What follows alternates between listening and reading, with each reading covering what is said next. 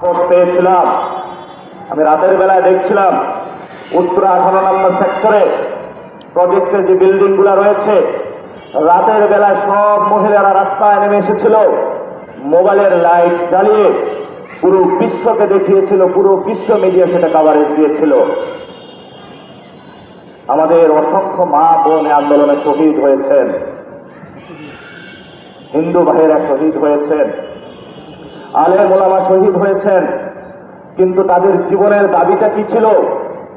আমি সাভারে এক শহীদ ফ্যামিলির সাথে কথা বলতে গেলাম, তার ওয়াইফের সাথে কথা বললাম, তার ছেলের সাথে কথা বললাম যে কিভাবে তাকে শহীদ করা হয়েছে। বলল, আমার হাজবেন্ড একজন মুরগি দোকানদার ছিল, পুলিশ এসে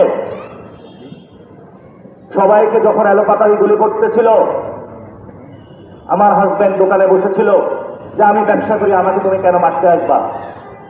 পুলিশ এসে ডিরেক্ট তার মাথার মধ্যে অস্ত্র ঠেকিয়ে তাকে শহীদ করেছে।